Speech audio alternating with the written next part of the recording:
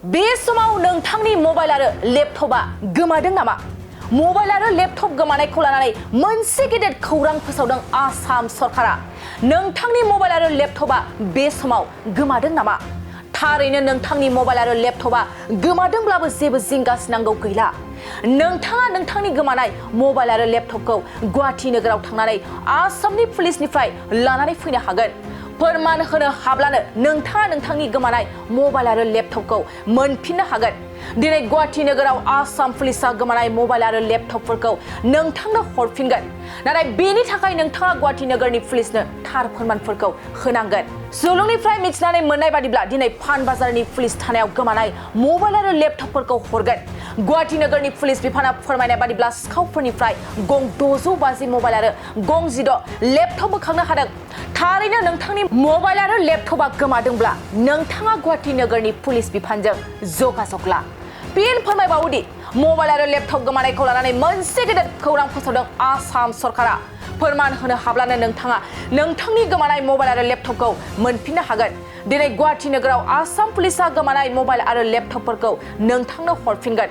सुलुंनिफ्राय मिथिनानै मोननाय बादिब्ला दिनै पानबाजारनि पुलिस थानायाव गोमानाय मबाइल आरो लेपटपफोरखौ हरगोन।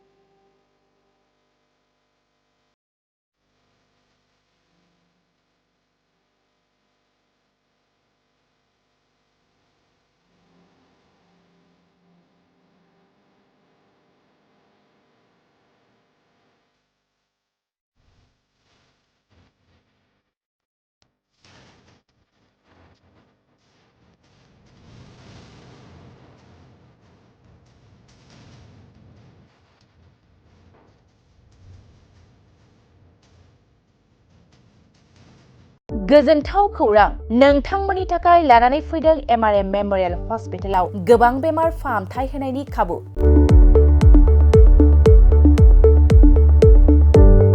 बेमारि सुबुंफोरनि थाखाय गोजोनथाव खौरां, MRM मेम'रियेल हस्पिटालाव मोजां रोंग'थि गोनां डक्टरफोरजों बेमारि सुबुंफ्रा मोजां फाहामथाय लानो हानाय सुबिदाखौ लानानै फैबाय MRM मेम'रियेल हस्पिटाला।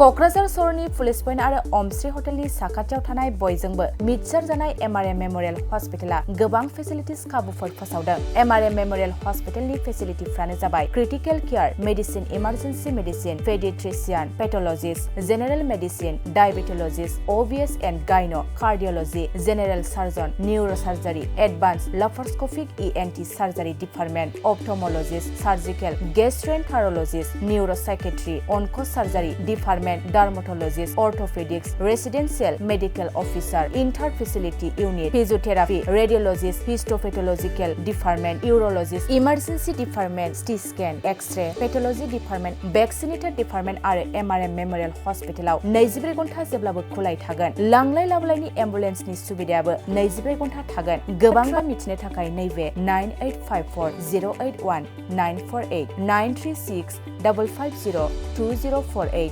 जानबुं नाम्बाराव फन खालामनानै नोंथाङा मिथिनानै लानो हागोन।